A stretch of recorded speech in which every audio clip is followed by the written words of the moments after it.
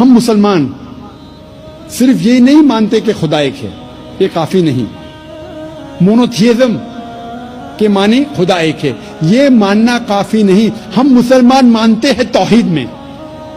توحید آتا ہے عربی لفظ وحدہ سے، مطلب یونیفیکیشن، مطلب وحدانیت، ٹو یونائٹ، ٹو کنسالیڈیٹ.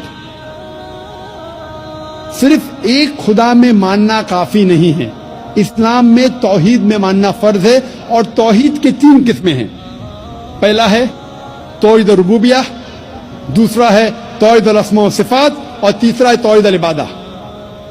پہلی قسم ہے توحید ربوبیہ، مطلب ساری کائنات کا رب ایک ہے، اور جتنی بھی چیزیں کائنات میں ہیں ساری چیزوں کو ضرورت ہے اس رب کی، لیکن اس رب کو کوئی بھی چیز کی ضرورت نہیں. Everything is dependent on ہم، but he is independent of anything and everything in this world. اسے کہتے توحید ربوبیہ. ہم مانتے ہیں کہ ہمارا خالق، ہمارا رب، ہمارا پالنے والا صرف ایک ہی رب ہے، اور ساری چیزیں جو کائنات میں ہیں ان کو ضرورت ہے اس رب کی، اور اس رب کو ہماری ضرورت نہیں. کوئی بھی چیز کائنات میں اس کو ضرورت نہیں. دوسری قسم ہے توحید الاسماء و صفات، مطلب خدا، اللہ کی صفات اور اللہ کے نام. اس توحید الاسماء و صفات کے 5 نقطے ہیں. پہلا نقطہ ہے کہ اللہ کو اس طریقے سے ڈسکرائب کرنا چاہیے. جب اللہ کے بارے میں آپ کہتے ہیں تو اس طریقے سے کہو جس طریقے سے اللہ اور اللہ کے رسول نے کہا. ہم اپنے دماغ سے اللہ کو ڈسکرائب نہیں کر سکتے. جس طریقے سے اللہ اور اللہ کے رسول محمد صلی اللہ علیہ وسلم نے اللہ کے بارے میں ذکر کرا اسی طریقے سے ہم کہہ سکتے. ہم اپنے دماغ سے اللہ کو ڈسکرائب نہیں کر سکتے. دوسرا نقطہ، اللہ کی صفات وہی ہے جو اللہ نے اپنے آپ کو کہا یا اللہ کے رسول نے کہا. آپ اپنے آپ اللہ کو صفات نہیں دے سکتے. مثال کے طور پہ قرآن میں لکھا ہے کہ اللہ کو غصہ آتا ہے. ہم یہ نہیں کہہ سکتے اللہ کی صفات الغاضب، غصہ ہونے والا. اللہ غصہ ہوتا ہے، لیکن اللہ یا اللہ کے رسول نے کبھی بھی نہیں کہا کہ اللہ کی صفات ہے غصہ ہونے والا، الغاضب. غلط ہے. صرف وہ صفات دینا چاہیے جو اللہ اور اللہ کے رسول نے دی. اللہ اور اللہ کے رسول نے جو نام اللہ کو دیا ہے صرف اس سے ہم پکار سکتے ہیں. تیسرا نقطہ، جو اللہ کی مخلوقات کی صفات ہے وہ ہم اللہ کو نہیں دے سکتے. ہم یہ نہیں کہہ سکتے کہ اللہ سبحانہ و تعالی جھوٹ بولتا ہے. جھوٹ بولنا انسان کی صفت ہے. ہم یہ نہیں کہہ سکتے کہ اللہ سبحانہ و تعالی بھول گیا. بھولنا اللہ کی مخلوق انسان کی صفت ہے. چوتھا نقطہ، اللہ کی صفات آپ اس کے مخلوقات کو نہیں دیکھ سکتے. جو اللہ کی صفات ہے، جو انسان ہے یا مخلوقات ہے، اس کو آپ نہیں دیکھ سکتے. آپ نہیں کہہ سکتے کہ میں جانتا ہوں ایک انسان جو لافانی ہے. لافانی اللہ کی صفات میں سے ہے. انسان لافانی ہو ہی نہیں سکتا. اور پانچواں نقطہ ہے کہ اللہ کا نام کسی انسان کو آپ نہیں دے سکتے. اگر دینا چاہتے ہیں اس کے آگے عبد لگانا ضروری ہے. مثال کے طور پہ آپ کسی انسان کو اللہ نہیں کہہ سکتے. کہنا ہے تو عبداللہ کہہ سکتے، اللہ کا عبد، اللہ کا بندہ. رحمان نہیں کہہ سکتے، عبد الرحمان کہہ سکتے، رحمان کا بندہ. اور آپ عبد کسی انسان کے آگے نہیں کر سکتے. آپ نہیں کہہ سکتے عبد الرسول، یہ غلط ہے. عبد، بندہ صرف اللہ کا ہو سکتا ہے، انسان. یہ 5 نقطے ہیں توحید الاسماء و صفات کے. توحید کی تیسری قسم ہے توحید العبادہ، مطلب ہمیں صرف عبادت اللہ کی کرنا چاہیے، اس کے علاوہ کسی اور کی عبادت نہیں کرنا چاہیے. آپ اللہ کو رب مانتے، اللہ کو اچھے نام سے پکارتے، اچھے صفات دیتے، لیکن اللہ کے ساتھ کسی اور کو شریک کرے، کسی اور کی عبادت کرے تو یہ توحید العبادہ کے خلاف ہے. عبادت صرف اللہ کی ہونا چاہیے. اللہ کے علاوہ کسی اور کی عبادت کرے تو یہ توحید کے خلاف ہے.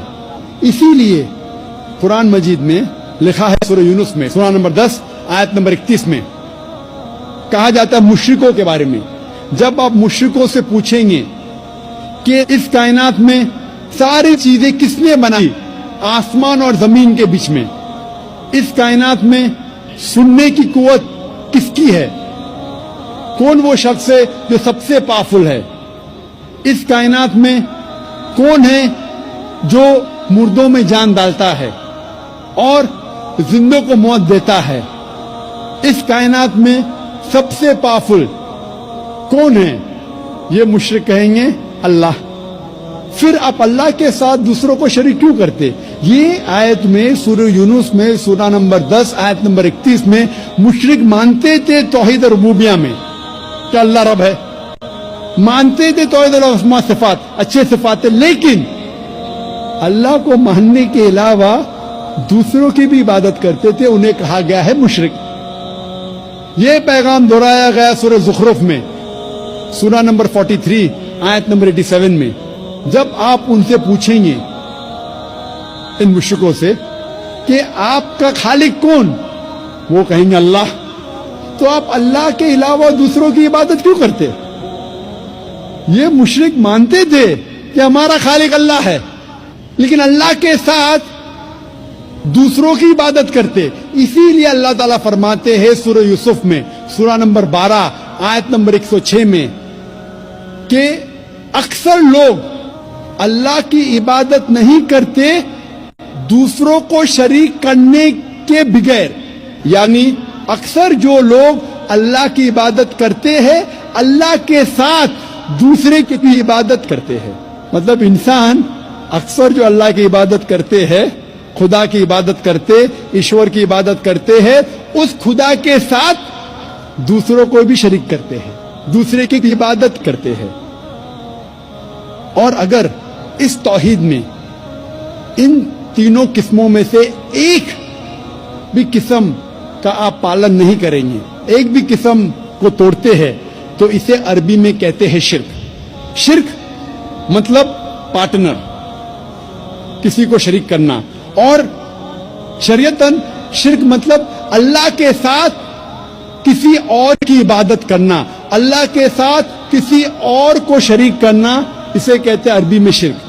اور قرآن مجید میں صاف طور پہ لکھا ہے سورہ نساء میں سورہ نمبر 4 آیت نمبر 48 میں اور سورہ نساء سورہ نمبر 4 آیت نمبر 116 میں کہ اللہ سبحانہ و تعالی اگر چاہے تو آپ کے کوئی بھی گناہ کو معاف کر سکتا ہے، لیکن شرک کو کبھی بھی نہیں معاف کرے گا، کیونکہ جو انسان شرک کرتا ہے وہ بہت بڑا گناہ کرتا ہے اور بہت دور تک بھٹک چکا ہے.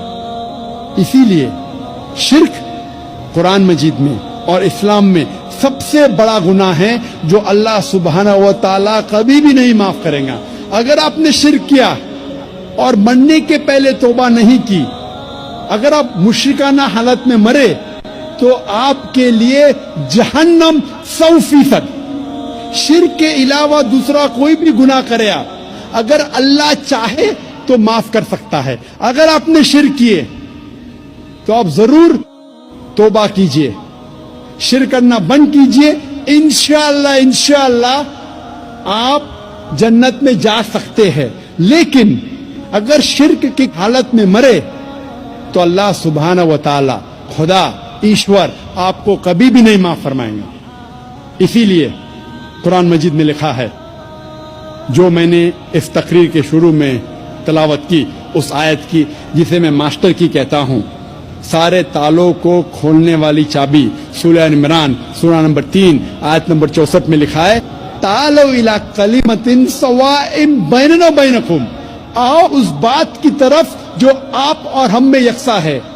تعالوا الی کلمۃ سواء بیننا و بینکم، آؤ اس بات کی طرف جو آپ اور ہم میں یکساں ہے. سب سے پہلی بات، اللہ نعبد الا اللہ، کہ ہم صرف اللہ کی عبادت کرے. میں نے یہ نہیں کہا کہ صرف اللہ میں مانو، صرف اللہ میں ماننا کافی نہیں ہے. اللہ نعبد الا اللہ، کہ ہم صرف اللہ کی عبادت کرے. اللہ کو ماننا کافی نہیں، اللہ کی عبادت صرف کرنا چاہیے، وہ ضروری ہے۔ وَلَا نُشْرِكَ بِهِ شَيْئًا، ہم اللہ کے ساتھ کسی اور کو شریک نہ کریں۔ وَلَا يَتَّخِذَ بَعْضُنَا بَعْضًا أَرْبَابًا مِّن دُونِ اللَّهِ، کہ ہم آپس میں اللہ کے علاوہ کسی اور کو معبود نہ بنائیں، یہ ضروری ہے۔ وَلَا نُشْرِكَ بِهِ شَيْئًا وَلَا يَتَّخِذَ بَعْضُنَا بَعْضًا أَرْبَابًا مِّن دُونِ اللَّهِ فَإِن تَوَلَّوْا فَقُولُوا اشْهَدُوا بِأَنَّا مُسْلِمُونَ، اور اگر اس کے بعد وہ لوگ نہیں مانتے تو ہم گواہی دیتے ہیں کہ ہم مسلمان ہیں، ہم اللہ کی عبادت کرتے ہیں اور اللہ کا کہنا مانتے ہیں۔ یہی پیغام عیسیٰ علیہ السلام نے دیا۔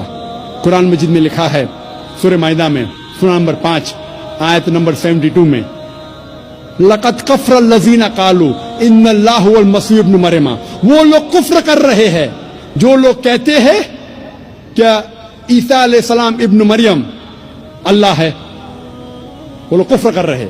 وقال المسیح، لیکن عیسیٰ علیہ السلام نے کہا یا بنی اسرائیل، اے بنی اسرائیل، اعبدوا اللہ، اللہ کی عبادت کرو، ربی و ربکم، جو میرا رب اور آپ کا رب ہے۔ انما یشرک باللہ، اگر اللہ کے ساتھ کسی نے دوسرے کو شریک کرا، فقد حرم اللہ علیہ الجنہ، جنت آپ کے لیے حرام ہو جائیں گی، وما وہ النار وما للظالمین من انصار، اور آپ کے لیے جہنم کی آگ ہے، اور ظالم کے لیے آخرت میں کوئی مددگار نہیں۔ عیسیٰ علیہ السلام فرماتے انما یشرک باللہ، اگر اللہ کے ساتھ کوئی کسی کو شریک کرتا ہے